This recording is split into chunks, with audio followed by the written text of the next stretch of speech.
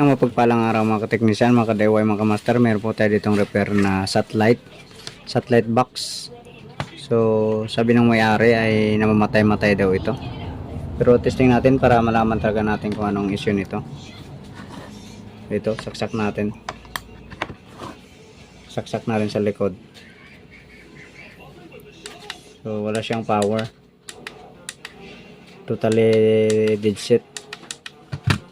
Check natin ang kanyang supply kung normal.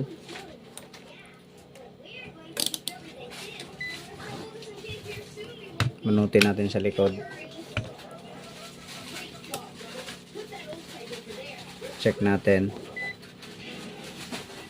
So meron naman siyang 12 volts. Tapos galawin natin yung wire kung nawawala. Hindi naman nawawala. Ibig sabihin okay ang power supply.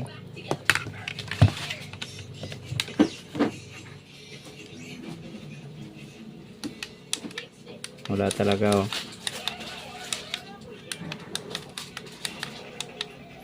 Okay, sige. Samahan nyo po ako. Ayusin po natin ito.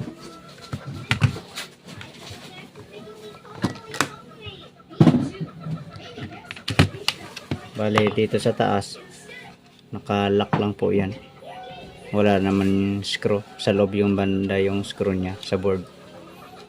Tsaka ito lang.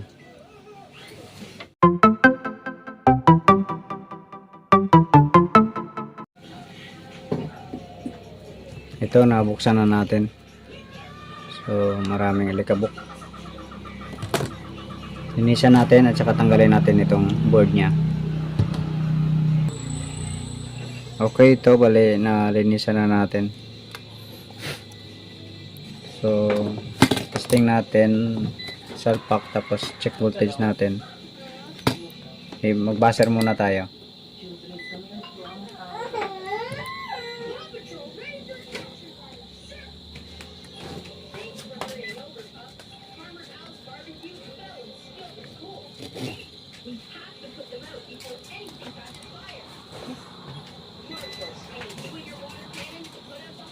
Parang wala namang ano. Wala namang grounded.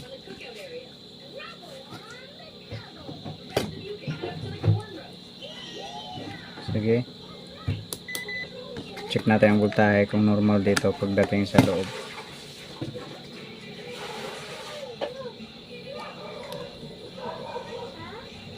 So 12 volts man. Ito sa ano, regulator na 5 volts.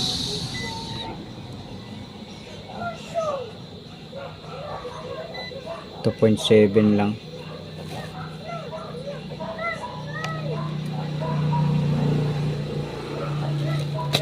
Ito na to, umiinit itong regulator.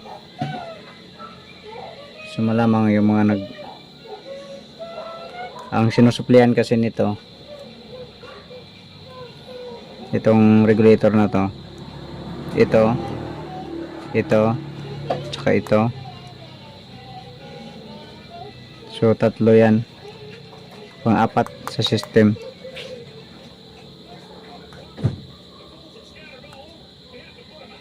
So ihang muna natin itong ito na to. Ilang kapain lang natin yung ano, salpak muna natin. Ito kung umiinit.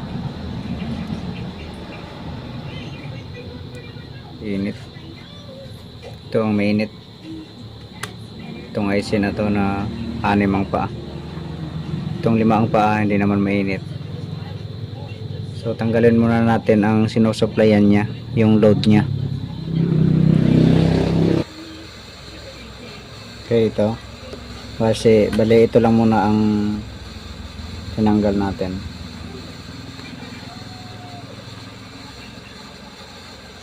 Ito lang muna. Hindi muna natin tinanggal ito. So supply natin.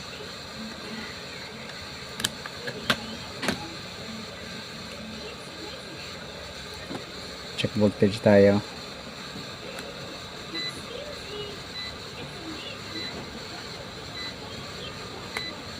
So 2.1 pa rin. So tanggalin na natin ito. Ito tinanggal na rin natin.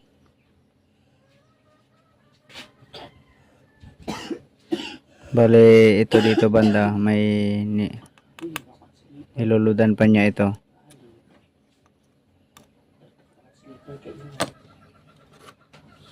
Ito na to. So supply natin ulit.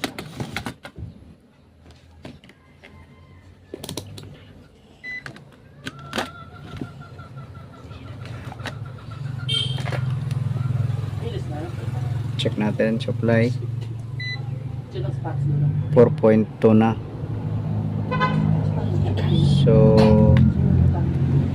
dito banda ang problema. Ibalik natin ito. Balik natin itong ano na to.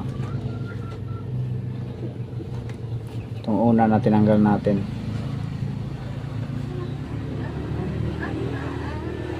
Ito. Balik natin yan.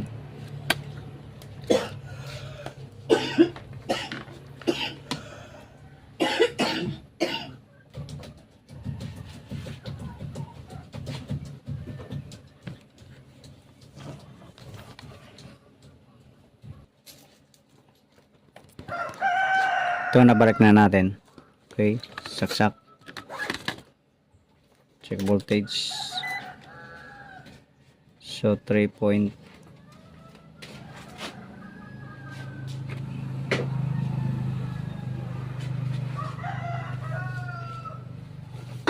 3.7. Bumababa talaga.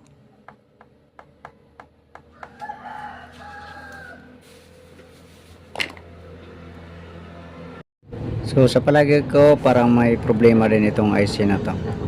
Kasi bawat dumadagdag ang load niya, bumababa ang voltahe. So tanggalin muna natin yan. Ito natanggal na natin. Tapos nag-install muna tayo ng 7805 na regulator. So subukan lang natin kung magkakaroon nito ng power.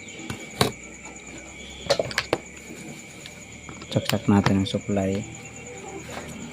Ito kabit natin.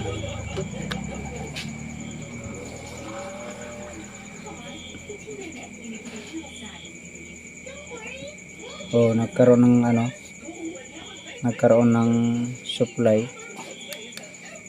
Yan.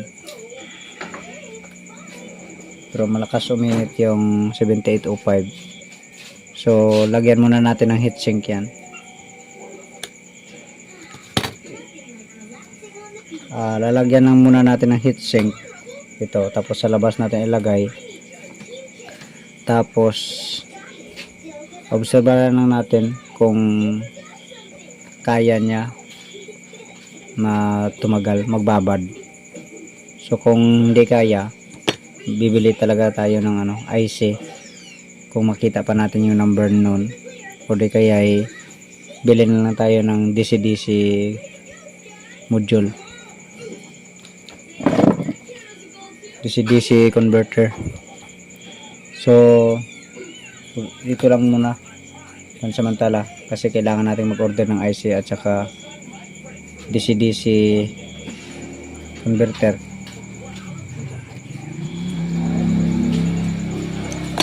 Okay, so install muna natin yan.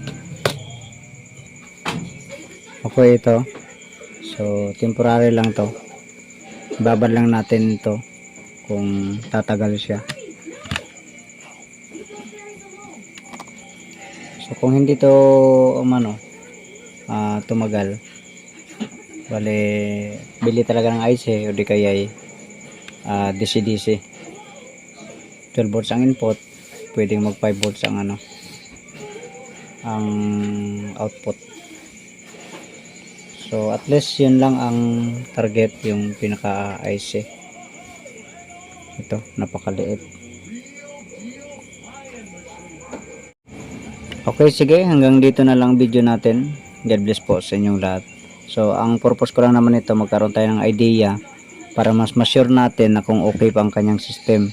Kaysa naman bumili ka kaagad ng IC tapos may problema pa palang iba, o di kaya bibili ka agad ng DC-DC tapos may problema namang iba. So useless lang, hindi mo naman agad magamit. So ngayon ay naklaro natin na yung IC nang na yun, yung tinanggal natin na ito ang pinalit, yung naging problema kasi halos 4 ang sinusuplayan kasi niyan. So nahalata natin kanina na kapag binabawasan ng ng load siya ay tumataas yung voltahe. Pag dinadagdagan ng load, bumababa ang voltahe. Okay, sige, hanggang dito na lang video natin. God bless po sa inyong lahat.